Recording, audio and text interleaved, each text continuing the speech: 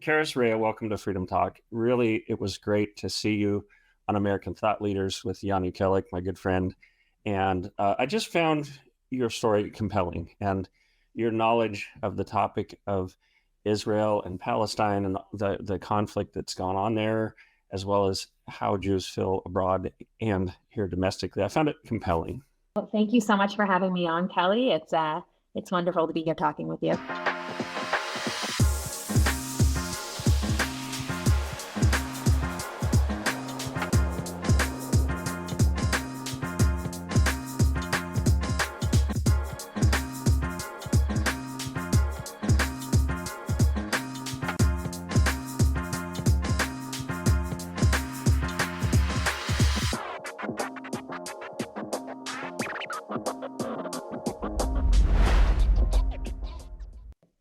Yeah, absolutely. Well, of course, over here in the US, we're hearing a lot of different things. And I grew up learning about Israel, studying what was going on. I'm a Christian, but I grew up keeping the Sabbath and the holy days. And there's always been this connection, at least between parts of Christianity and Judaism and Israel. But I'm just shocked today because I see a lot of ignorance, and I see people very easily believing propaganda.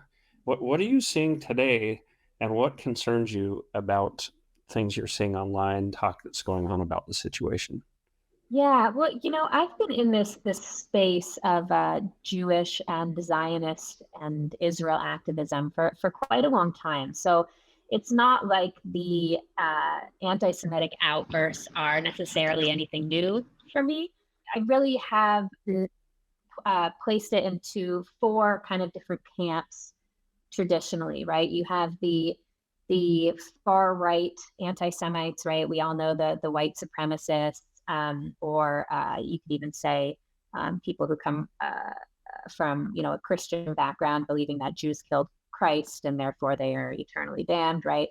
I consider all those people in the category of the far right, and we all know that our this administration likes to talk at length about the threat from these people, but not so much about the three other camps, which are far left, and not even much so far left as just the progressive left, which we know has kind of hijacked the entire Democratic Party. So those are the anti-Zionists, right? And then there's also Black anti-Semitism, which has become, unfortunately, a very powerful force, especially in places like Hollywood. And these are people who might rightly be described as Black nationalists or Black separatists or Black supremacists. Groups like the Nation of Islam or the Black Hebrew Israelites and figures like Louis Farrakhan. And then we have Islamism, right? Or Islamist anti-Semitism, which is obviously a camp of people who would be Arab or Muslim, anybody from of that background. And Islamist groups, they reach far and wide throughout the world. There's plenty of Islamist groups in this country that hide behind the guise of anti-Zionism, but if you listen to what they say in Arabic with each other, or you listen to the sermons in mosques, they don't distinguish between Jews or Zionists, and that whole idea of anti-Zionism being separate from anti-Semitism is really a farce for so many reasons that we could get into. But one of the reasons is because they've looked at Jews in different countries, and they've taken polls, and then they've averaged out the polls, and they've found that between 90 and 95% of global Jewry identify as Zionists, meaning they support Israel, right? They support Jewish determination in our ancestral homeland of Israel. That's all Zionism is. It has nothing to do with the Palestinians. It is the national liberation movement of the Jews. Some people say it's like the civil rights movement of the Jews, right? And so if you think about that, if you think about 95% of all the Jews in the world identify with Zionism, and then you say I'm not anti-Semitic, I'm just anti-Zionist, well, you're essentially against the overwhelmingly vast majority of Jews. That's one reason that distinction is it's just it's a charade. But we could get into a lot of other reasons in the background of Soviet anti-Zionism and how that's had a quite a huge influence on many of our institutions like academia, and whatever you'd like to go into, we can go down that road. Sure. It seems like a lot of semantics and playing with words, but to me, in my studies, the Arabic world has, by and large, had this idea of pushing the Jews into the sea, and it's been Israel's wanted to return to their homeland. They've wanted many have wanted a two-state solution, but I look at from the time of the Balfour Declaration in 1917 to the British establishing basically two states in 1947, and then I look at the Suez Crisis in 56, the Six-Day War in 1967, the Yom Kippur War in 73, and on it goes. I look at that and I see one thing, and that is the Arabic-speaking world or the Muslim world attacking Israel and trying to achieve that goal of obliteration. And now there's this saying that you're hearing from the river to the sea. Mm-hmm. Some people, I think, rightly take that as just a rehash of that, drive them into the sea, and others are saying, oh no, we're just talking about territory. But now I hear people talking about the genocide of the Palestinians. I mean, what's going on with that? It seems like exactly the opposite of what's happened. Yeah, you raise so many points there. Okay, let me tackle your last point first, the genocide of the Palestinians. When have you ever heard of a population experiencing genocide that is increasing in numbers? If Israelis are committing genocide against the Palestinians, they're very, very bad at it. Okay, they are the worst genociders possibly in history, right? I mean, same thing with with the entire Palestinian population, but even in Gaza, if you look at the numbers, how they have increased, how they've gone from 1 million to 2 million Gazans just in a very short time. People talk about how packed that little region is, and it's because they're having so many kids and the numbers are increasing. So I mean, this genocide claim can be objectively disproven by the numbers. Yeah. Now let me think about some other things you asked. You were talking about the Balfour Declaration all the way to the present day, and how what you're just seeing is, I think what you're pointing to is this history of what we call Palestinian rejectionism, right? The Palestinians, who were really considered Arabs until 1967, not wanting there to be a Jewish state more than wanting to have their own state. And you wonder why this is, right? If this is really about land, if this is really about the Palestinians having a state of their own, then why did they reject the offer in 1947, as you said, in 1956, in 1967, right? In 2008, in 2014? Why do they keep saying no, right? I mean, anti-Zionists will say, oh, it's because they were offered less than they wanted. Well, that's not true. In some of these negotiations, they were offered even more than what they demanded. I mean, something like, 97% of the land that they had initially asked for, right? So you have to wonder why. And there's one simple reason. And for some reason, the world refuses to accept it. And that is Jew hatred. Anti-Semitism is so fundamental today to Arab Muslim societies. It has been for decades. Now today it's shifting a little bit in certain parts, right? Like in Saudi Arabia and UAE, pretty much in the places where the Abraham Accords have taken hold, right? You see Saudi Arabia reforming its curriculum, not to mention, the Jews being apes and monkeys, and other places taking, Hail Hitler out of their or Mein Kampf out of their bookstores, because Mein Kampf and the Protocols of the Elders of Zion are still very popular in many bookstores throughout the Arab world. And so I don't think the rest of us in the West understand that Arabs in places like Syria and Egypt and Jordan, and Egypt and Jordan have made peace with Israel. It's a different kind of peace. It's kind of a cold peace. But even in places like that, kids are raised to believe that Jews are the devil, not Israelis, okay, not Zionists, but Jews. They are taught to believe that Jews are the source of all evil in this world. How do I know? Because you could just listen to them and they'll tell you. There are wonderful resources out there like Memory and Palestinian Media Watch, and all they do is they monitor Arabic media, right? Palestinian media, or even just a curriculum, or even what they're preaching in mosques, and they translate it into English. And you can see kids that are going to summer camps or doing school plays, and the things they're saying about wanting to kill Jews and perpetrate violence against the Jewish community is horrifying. So hate education is so fundamental to Arabic culture. And I don't think that the world really wants to accept that. Yeah.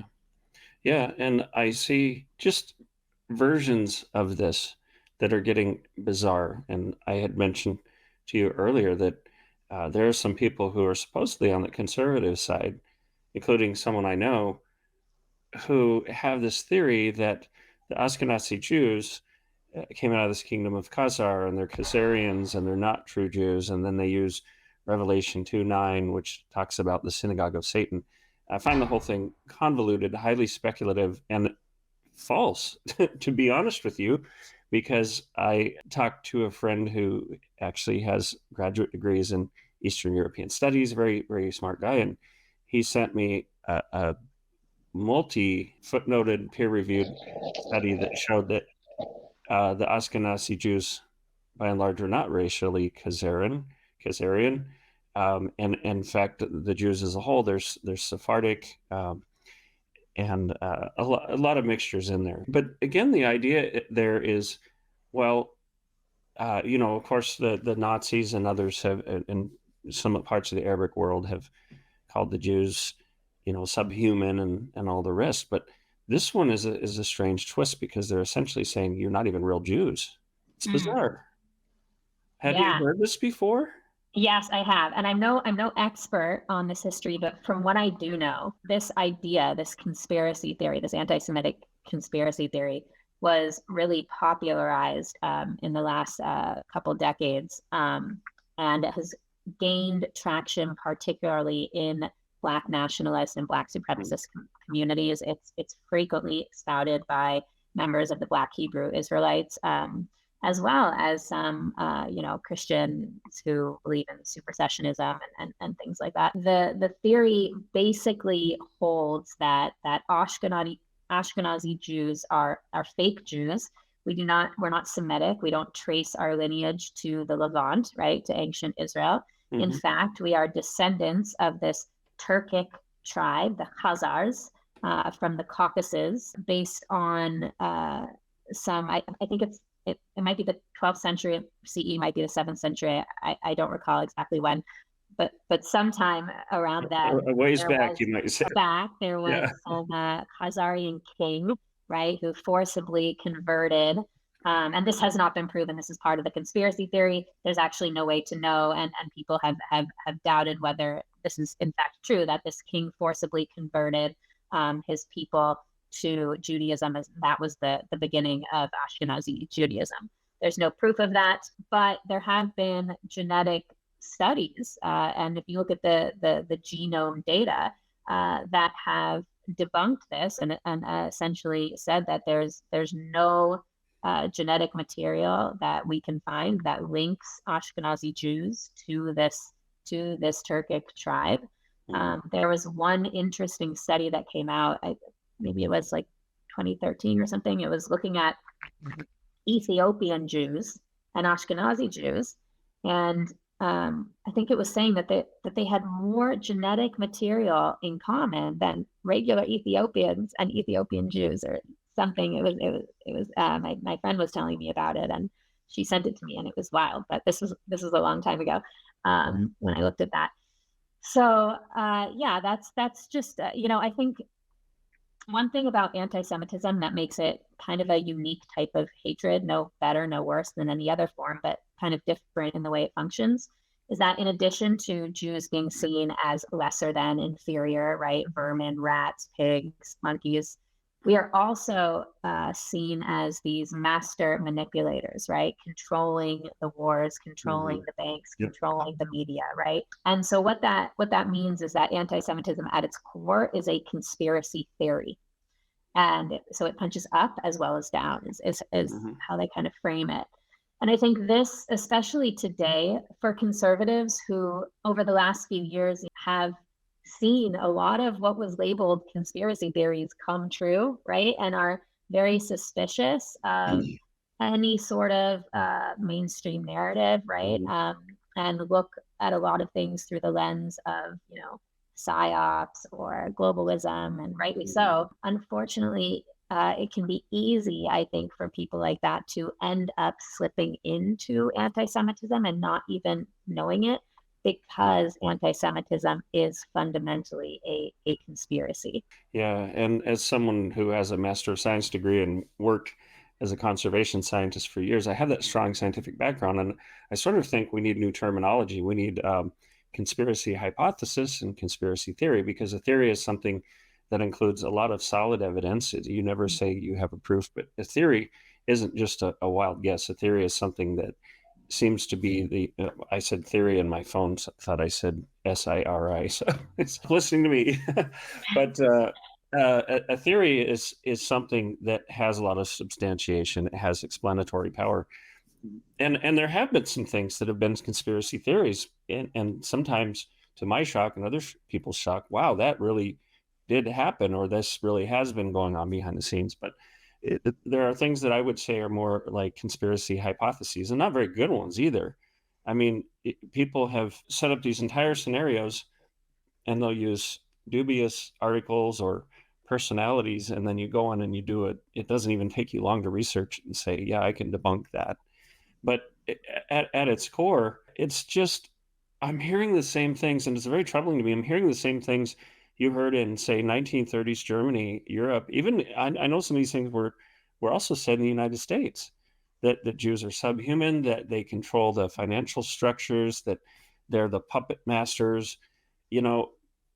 Wow, I can't believe I'm hearing this again, and people who supposedly are conservative, patriotic, freedom-loving people. I don't even, how are they not aware that they're saying the same core message? I don't understand. I mean, how does it make you feel to hear those things? Yeah, I mean, it's horrible. I mean, as you mentioned, I just went on my own show as a guest instead of a producer. I'm normally behind the scenes, but I came on because Jan Jekielek, the host and executive producer, and I thought it was really important that we talk about this. And you look at the comments, and it's horrifying, some of the things that people are saying. There's things like, I'll never forget the name Karys Rhea, and oh, I've just learned that, I now know that Epoch Times is part of the Jewish lobby or the Zionist lobby. And there's so much like that, and a lot of Bible quotes. And I think it hasn't even been 100 years since the Holocaust. So for people to imagine that anti-Semitism just magically disappeared, right, overnight when the war ended, I think is very, very naive. I also think that in America, there's so many Jews here. And so people have this perception that that the Jewish community is plentiful, and it's flourishing, and that it's safe. But what they don't realize is that virtually all of the Jews in the world live in Israel or the US. There are only about 14 or 15 million Jews in the entire world. And there's about 1.5 billion Muslims and Christians, respectively, 1.4, 1.5. And yet, like you said, like, we're the source of so much of vitriol, right? I mean, somehow this small population of 14, 15 million of us have so much power, right?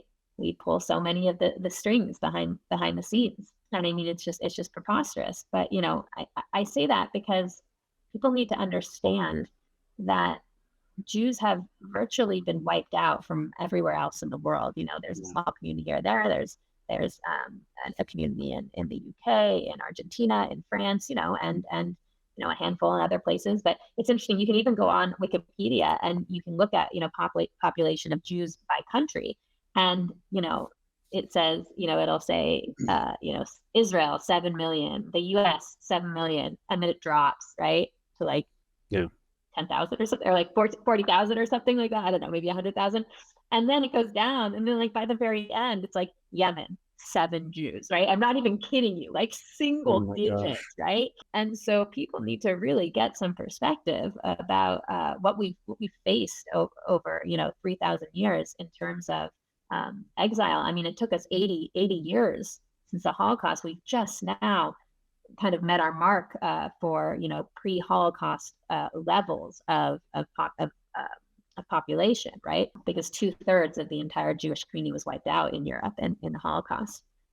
So I think people who just aren't raised with this history, sometimes it just can be easy to fall into tropes like this because Yeah. they hear things and they just copy what they're hearing, and they don't understand where it stems from. And that's especially true with the Middle East, right? With what's going on in Israel. And happy to get into that. I mean, people really have no idea, and they've been so manipulated by about 2 decades of gross media misinformation about Israel, and not only the media, actually, very much so, like in the academia, and that's it's we're seeing it in places like the halls of Congress, but also in multilateral organizations and the United Nations and the ICC and the European Union. I mean, anti-Zionism, people imagine that this is some organic, grassroots, pro-Palestinian movement, and they have no clue where anti-Zionism actually comes from. They don't know that it's actually a very deliberate international campaign by the Soviet Union, which started in the 50s, really, really, really gained ground in the 60s, especially with the Palestinian national movement led by Arafat, which created this idea of a Palestinian national identity. And it has seeped so deep into our institutions. I was shocked when you said there are only 14 million Jews, and I could have done a little research, but I always assumed it was more. And we're talking about, maybe 2 to 3 times the population of American Indians or Native Americans.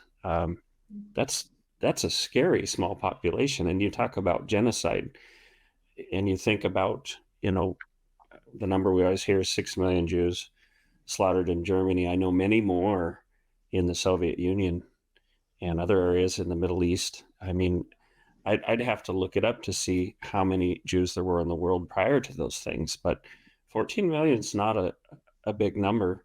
And I can't help but see some parallels here, because there's this progressive idea that certain people, certain races were colonizers and oppressors, and then there was the oppressed class, and that systemic racism, systemic colonial attitude still exists. They forget things like the fact that a lot of the Irish were enslaved. They forget that the Barbary, the North Africans, the Barbary pirates took a whole lot of white slaves, and they forget that human nature is human nature, and it doesn't matter the color of your skin or your ethnic origin. People are capable of good and evil. I have a number of friends who are Muslim. I taught some overseas in Sri Lanka, and I find, I'm working in a direction here. I find that your common person is pretty friendly. I know people in the Middle East, I've heard, are very hospitable. I had a friend who went to Tel Aviv University, and he would tell me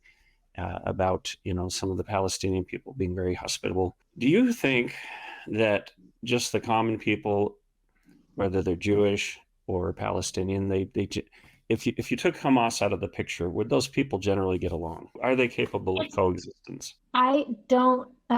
If you took Hamas out of it, I mean, you would still have the Palestinian Authority in the West Bank, and the Palestinian Authority.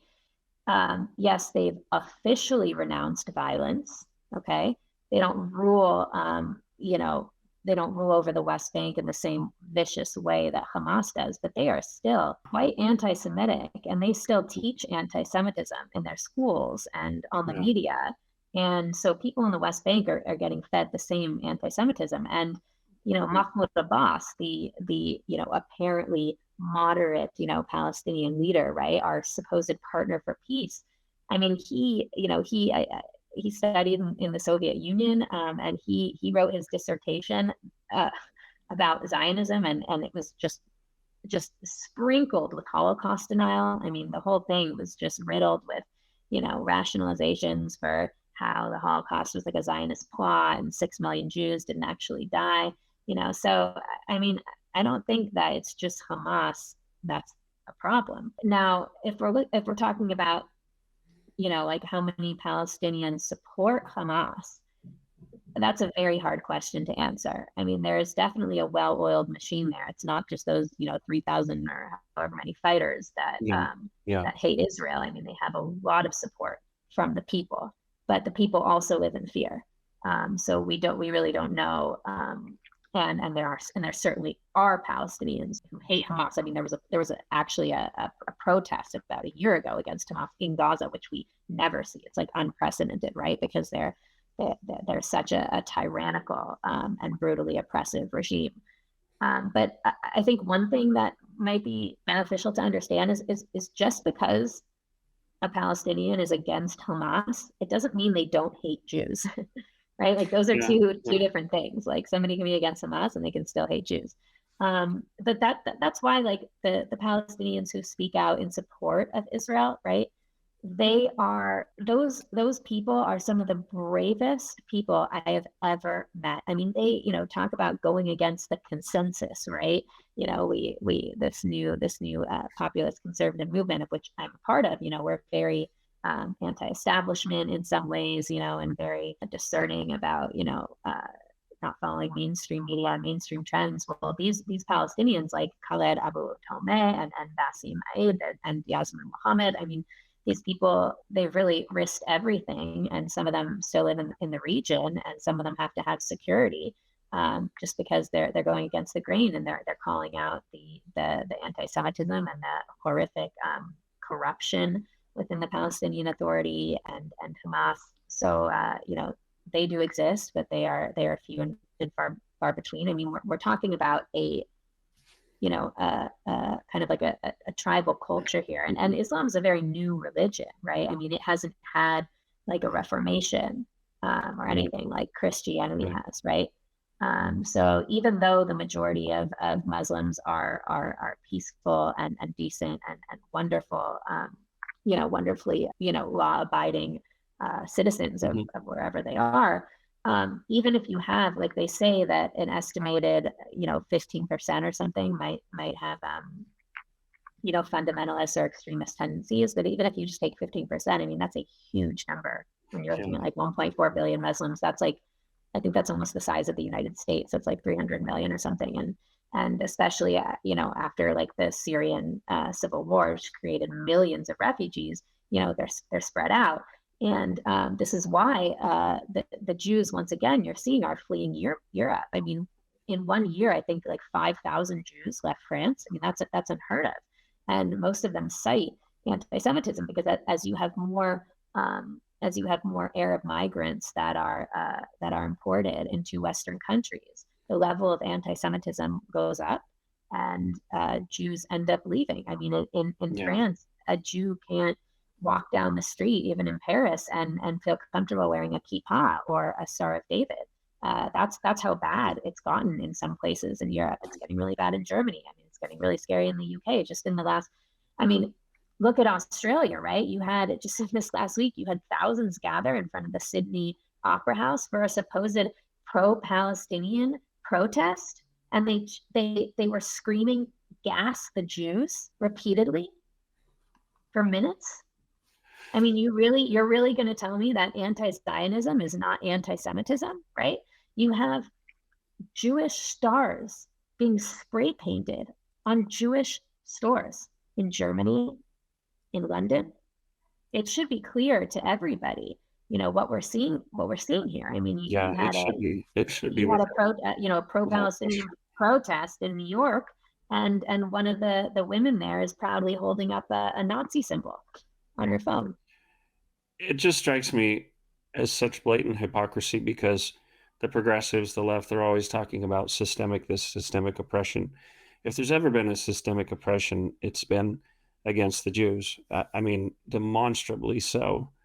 And, attempts at genocide. These are all terms because, as my friend who studied in Israel pointed out one time, he said, anti-Semitic can mean anti Arab too, because Semites, descendants of Shem, descendants of Abraham, Ishmael, and Isaac, they're there is some shared ancestry there, particularly if you believe the Old Testament record. But the level of hatred and systemic hatred is vile. And then I see these same people saying, "Oh, well, there's this systemic oppression of Black people in America." Most people do not. There might be a few fringe people, but most conservatives even would roundly condemn those people. There just isn't that level of hatred here, and maybe there was some many years ago, but now it's turned on its head because we have people talking about pro-Hamas, anti-Zionist, but when the filters are off, you hear the gas the Jews, you see the stars being painted, and it really is. It's a thin veneer, a thin veil over some real systemic hatred that goes back. And I hear what you're saying because whereas a lot of the Palestinians may hate Hamas, and to their credit, I've seen some ostensibly Palestinian people condemning Hamas, saying that they're killing Jews and Arabs and Palestinians, and which I think is great. But take away Hamas, you still have kids being taught, and maybe it's just extremist mosques, but this systemic hatred of the Jews. And I just haven't seen that. I mean, I don't see a lot of evidence of, and people talk about the Palestinian genocide. There's a lot of emotion around it. But like you say, if Israel had wanted to wipe these people out, I mean, they have nukes. They could do tactical nuclear weapons. I hear people saying, "Oh, they're going to turn Gaza into a parking lot," to the point where I'm sick of that term. But in point of fact, they haven't done that. What they've done in these wars is mainly responded, like when the Syrians were bombarding Israel from the Golan Heights. I've seen this as mainly defensive on Israel's part, and constantly wanted to come back to the bargaining table and try to work something out. Absolutely. And I want to go back to one thing you said earlier about the term anti-Semitic or anti-Semite. Well, it's true that from a quite literal perspective, right, Jews aren't the only Semites. So I guess technically being anti-Semitic could be anti-Arab. But Although in this usage, is we know what people that we know that people exactly mean anti-Jewish, right? right. And this is a line that you will hear frequently from Arabs who will say, I cannot be anti-Semitic because I am Semitic myself. But if we understand the origins of that word, then the whole lid that blows the lid off that argument. It was a term that was coined by a vicious Jew hater named Wilhelm Marr in the Mm. 1800s in Germany, and he was trying to couch his Jew hatred in some sort of scientific sounding Mm. terminology, right? You had the Enlightenment, you had, eugenics was very popular then, and or it wasn't popular then, this was in the 1800s, but science was starting to become, kind of replace the church in a lot of ways, and these these ideas of purity. And anyway, the point was is that science at that point in the 1800s, it was starting to become a major value of people, right? And so Wilhelm Marr, he came up with this term, and I'm not a Jew hater, I'm just anti-Semitic, right? I'm just Mm. anti-Semitic people. But he was Interesting. specifically referring to his hatred of Jews. He was Wow. just trying to couch it in a language that society would have found it acceptable. And I mean, honestly, even if you look at the term genocide, like that term was founded after World War II to specifically refer to the genocide of Jews in the Holocaust. Now, that doesn't mean that there aren't other genocides, but I mean, it's frequent that it's just a very you frequently see, especially Palestinians, appropriating the language that was used to describe situations in which Jews were victims to then apply to the Palestinians. It's a very clever, and the world has fallen for it because they falsely believe that the Palestinians are brown and the Israelis are white. I mean, this is just so blatantly false, but especially in America, progressives project their views about race onto the Middle East, right? And Mm-hmm. in reality, if you go to Israel, over 50% of all Jewish Israelis are Sephardic or Mizrahi, which means they're dark skinned. They are aesthetically indistinguishable from their Arab brothers and sisters. So this idea that Israel is a white supremacist country, which you'll hear from progressives, is is such a horrific libel. And not only that, you hear it not just about Israelis, you hear it about Jews too. There's a popular kind of contemporary anti-Semitic canon that Jews are white, right? And this basically puts us automatically into the oppressor class. This is a new type of anti-Semitism that we're seeing among the left that really only emerged in the last decade or two, where all Jews are seen as white, and therefore, because whiteness is inherently evil, right? The Jews get lumped into that camp, and we are no longer ever victims. We are always the evil oppressors, right? And in actuality, we just know that's not true. There are some white Jews, and there's a lot of white Jews in the U.S., but Jews come in every kind of color, every race and every ethnicity, and I mean, some people will say things like, well, Judaism is yeah, well, that just shows that Judaism is just a religion, right? You have no claim. How can a religion have a claim to a land or anything like that? And if Judaism was just a religion, then how could we have our own language, right? How could we have a nation, right? I mean, how could we have our own culture? I mean, we are a nation and we are a people. We are a people, and yes, we span different ethnicities, but we are both an ethno-religion, and we are a people with a distinct history, a distinct culture, a distinct language, and a distinct nation. Yeah, yeah, for sure. Well, as you know, the media, the New York Times, they put out fake news, you might say, or a false message about the bombing of this hospital. Turns out it was very almost certainly something fired by Hamas, and it hit a parking lot. The hospital's still standing. Rashida Tlaib used that as political capital, and I saw a video of her crying and being hysterical. And then we had pro-Hamas supporters or pro-Palestine supporters, I guess you say. To me, it's the lines are blurred, but going into the Cannon building in DC, I've been in all those buildings. I've seen video of some of these people clashing with police, having physical altercations. And I know this shifts the focus a little bit, but how is this really different? How is this not an insurrection? And I know that's on everybody's lips right now, but Yeah. I don't see it as better behavior than what the majority of people did on January 6th. Well, yeah, I mean, rules for thee, but not for me, right? But first of all, I just want to correct you. I believe that the rocket was actually from Islamic Jihad, not Oh, Hamas, thank that you. Thank misfired. you. Oh, Yeah, gotcha. but you were right. It hit the parking lot next to the hospital, right? They discovered early on that there couldn't have been 500 people that died, even if even if the rocket did hit the hospital, because the hospital could only have 80 beds, could only hold 80 beds, but it didn't. It hit the parking lot, and they estimate that around 20 people died. But like you mentioned, that didn't stop the mainstream media. I mean, virtually every single network, right, and every single liberal newspaper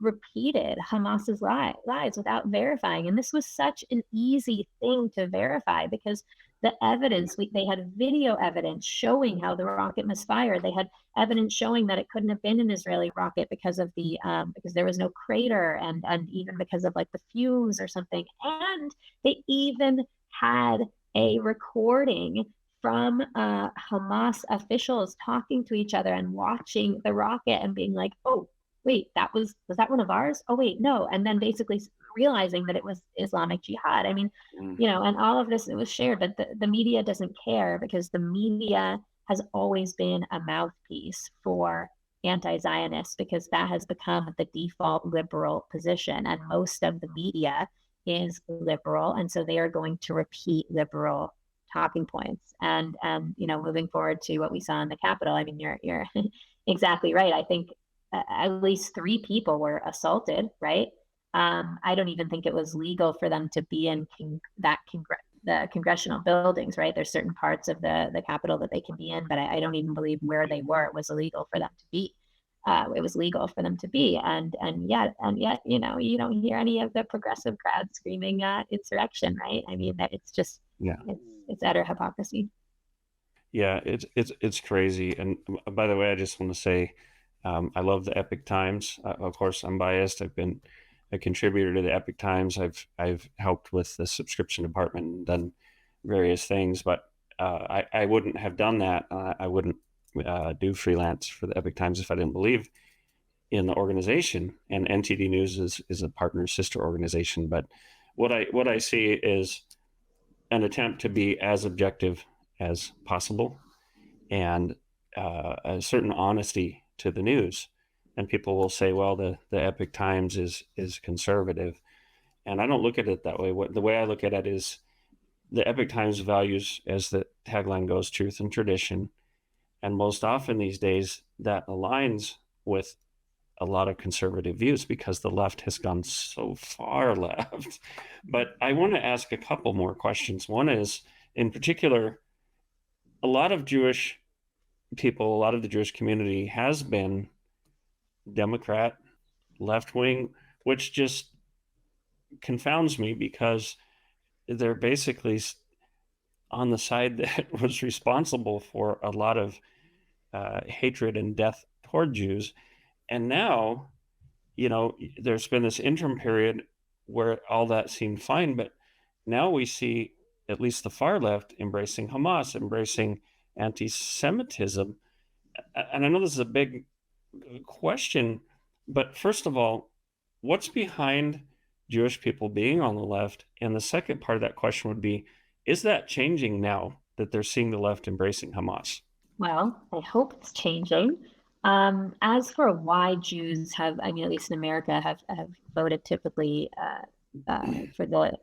in support of the Democratic Party, there's a lot of different theories, right? And there's actually been books written about this. The ones that are most compelling to me, first off, Judaism as a religion, going back historically, it was more liberal. I say that, I don't mean politically liberal.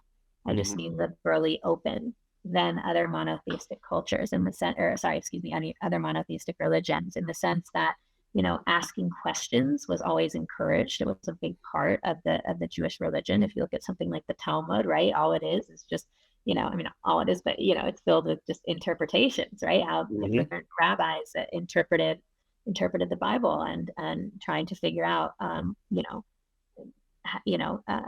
Jewish ethics based on the values, right, of the Torah and of God, and so I think that has kind of carried through our DNA, right? That just the tendency to be liberal, but also I think, especially in the U.S., it's a reaction to what happened in the Holocaust, right? I mean, you can't deny that was right-wing fascism, and some people say, oh, it's National Socialism, and there's a kernel of truth for that.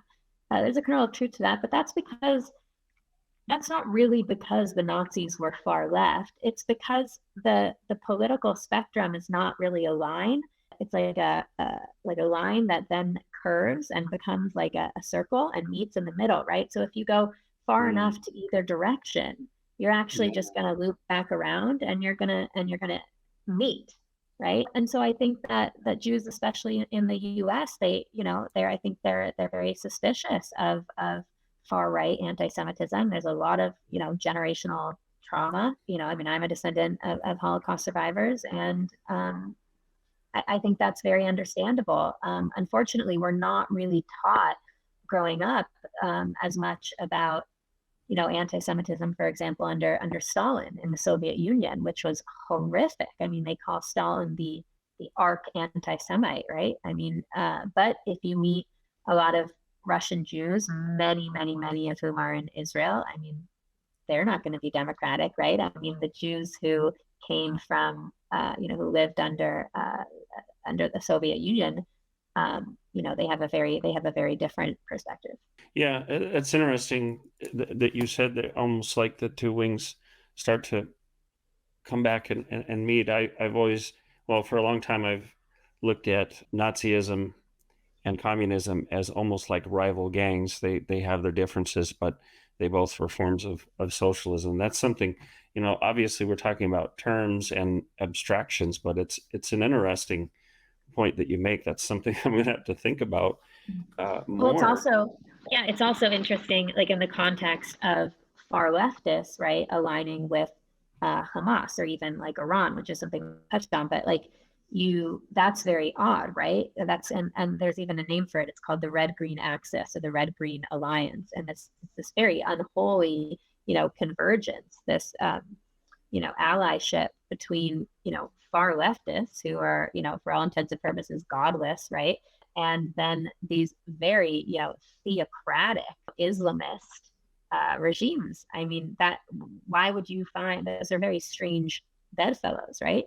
And It, and yeah, and the reason why that camaraderie has formed is because even though they're so diametrically different in terms of their culture and their values and their faith, ultimately they have the same enemy and they have the same primary goal, which is they hate Western civilization. They want to destroy Western yeah, civilization, right? And that's why you see regimes like, like the Iranian regime, like propping up like Black Lives Matter, right? And this is also why you see, I mean, look, there's a new axis of evil in town. I mean, the CCP is at the helm, but Iran is an ally of the CCP. It's not just the communist nations like Cuba or like oligarchs like Russia who are in the same camp as the CCP. It's also regimes like Iran, which are intensely theocratic. I mean, devout. I mean, they worship death because they do not believe that life has any meaning. It's all about the afterlife, and that's why suicide bombing is such a feature of these radical, of these jihadist groups. And they've even said, I mean, there's a quote from one Hamas official that's now years old, maybe over a decade old, and he said, you know, we will win over the Zionists because we love death more than they love life. So it's it's a lot of strange bedfellows and alliances that have been formed. it sure is. And to your point, it's bizarre because you've had Antifa, which is supposedly anti-fascist Right. on the far left. Now you have the far left supporting Hamas. What do fascists and Hamas have in common? They hate Jews. So it's blatant contradiction. But to your point about the CCP, yes, all people need to do is get a good translation of unrestricted warfare, which is the Mm-hmm. playbook of the CCP, and you'll know what's going on. I think Robert Spalding, retired Brigadier General Robert Spalding, War Without Rules, his book is excellent, and he unpacks some of unrestricted warfare. But we understand that the CCP wants the United States, wants the Western world grappling with these terrorist groups, being involved on multiple fronts, because that weakens us, and that's something of great concern to me. And you're right, the CCP is behind it, and a lot of people don't see that. One of the things we're trying to do on this show is expose that. I actually did quite a bit of writing about the CCP and had some of those published in Washington Times and other places. But as far as Iran goes, how concerned are you? Because they're rattling sabers and basically saying, if you go after Gaza, we're going to declare war on Israel, as I understand it.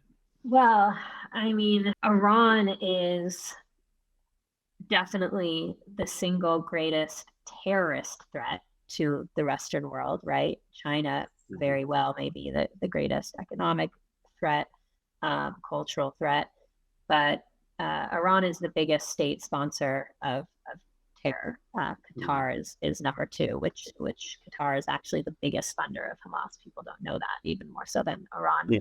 But it's very problematic because we're hearing that Iran is very close to getting the bomb, and they have been explicit about what they're going to do with it once they get it. They've said we are going to wipe Israel off the map, and if that happened, it's a tiny country the size of New Jersey. Every single Jew, Christian, and Muslim living there would be wiped out. We would have another Holocaust of 7 million Jews. So you have to kind of have faith that it's hard now when you see that this was such a massive intelligence failure by Israel, but you have to have faith that they're working, behind the scenes and doing all their IDF intelligence, operations that are trying to stop that from happening, because that is really absolutely terrifying. And unfortunately, we have a president in the White House who is basically doing everything to guarantee that will happen. I mean, people talk about the $6 billion that Biden released, or that it was $6 billion that was held in South Korea that was then released to Iran, over the summer. But people don't talk about the $44 billion extra dollars that Iran made just in the last 3 years, because Biden simply hasn't been enforcing the sanctions on Iran. And so Iran has brought in an extra $44 billion in oil, and oil is their bread and butter. I mean, that is what sustains the regime. So, I know a lot of conservatives are very wary of Americans getting into another war, and rightfully so, when you look at, just the disaster that Ukraine has become and all the money that, we are sending there instead of using it here to fix our own problems. But I think that there's a way to be really smart about this. I think what conservatives, especially like Tucker Carlson conservatives, would be wise to understand is that there is a threat now in the north, right, of Israel. You have Hezbollah, which is another Iranian-funded, trained, instructed genocidal terrorist group in Lebanon, and they have 150,000 rockets facing Israel. These Hezbollah fighters are seasoned, weathered fighters from over a decade of fighting in Syria. And if Iran gives them the green light to attack with all their capacity, with all their might, Israel cannot deal with that alone. Like right now, Israel has mobilized like hundreds of thousands of people, hundreds of thousands of troops. They have a massive mobilization on the northern border to deal with Hezbollah. And they've been, keeping it at bay. There's been a few rockets. There's been a few civilian casualties, a few militants that crossed the border. But if Iran took the muzzle off of Hezbollah and Hezbollah struck with all they have, Israel cannot existentially survive that unless we have help from Europe or the US, right? Like literally, this is not a war, this is not a war where somebody wins and somebody loses and then, everybody kind of rebuilds. Like the nation state will be gone, right? It will be an existential war of survival. And again, I'm only referring to, a strike in which Hezbollah is really using everything they've got, right? Not necessarily if they are piecemealing it. Israel can fight two fronts. They've done it before, and they sure as hell can do it again. But in that situation, America will be dragged into a war because Israel cannot survive, okay, by itself. And so there's something that Biden could do to prevent that situation from emerging. And a lot of conservatives say that this is something, that this is, this is just, a war hawk mentality. I don't see it that way. I see it as a military deterrence, and that is threatening Iran and saying to Iran, if you give the green light to Hezbollah to attack, then we are going to take out your oil refineries. Right? Not, we are going to take out your oil refineries, but if you do this, then we will do this, right? That is what military deterrence means, right? And because Iran has 4 oil refineries, right? And with no capacity to produce oil, the regime is done. You can imagine how ecstatic the people of Iran would be. I mean, they can't stand the regime, and Oh yeah. and unlike Arabs, Persians are actually very, very, very supportive of both Israel and the Jewish community. It's really amazing. It's a very, very different culture. So the Iranian people are very, very different Yes, to the Iranian absolutely. regime. If America sent a few missiles over and took out these oil refineries, the regime would be done. That's it.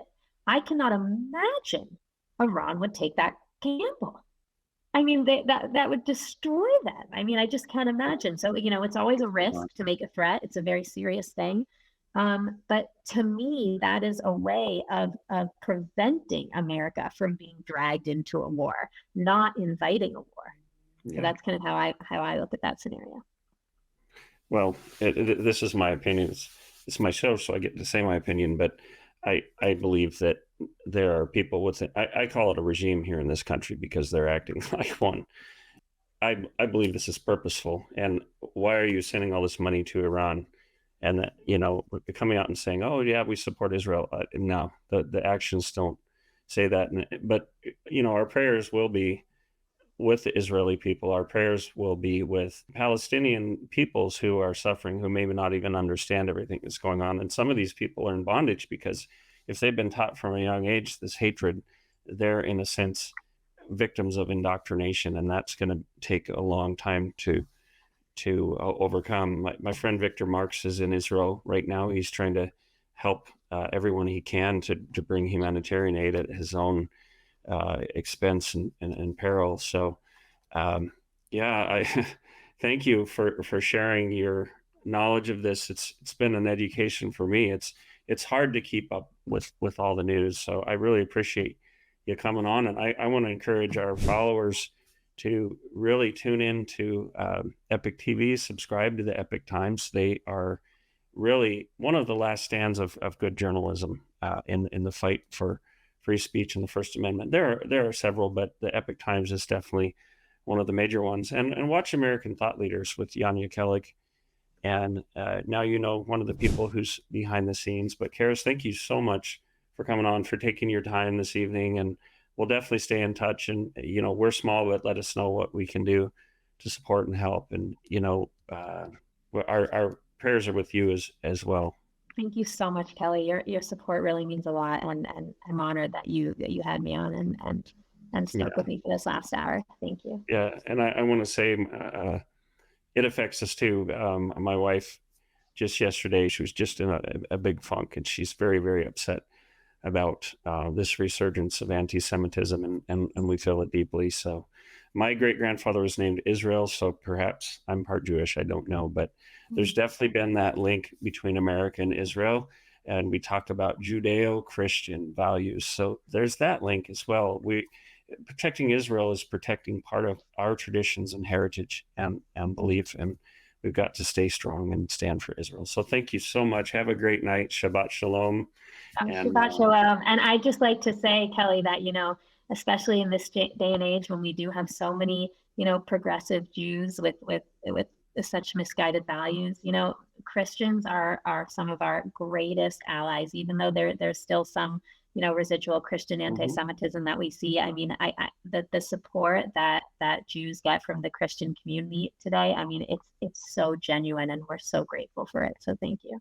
Well, that's unwavering on our part. We tend to evaluate people on their personal merits, and there are people of every race and ethnicity, and you name it, that have good hearts, and some who don't have good hearts. I have a book called The Gifts of the Jews. We value that. We value the contribution that Jewish culture makes. You're like the salt of the earth. There's only 14 million, but you season things, and I hope and dream that someday anti-Semitism will go away forever, but we're not there yet. But stand strong, and thanks again for coming on. Thank you. All right, have a good night. You too.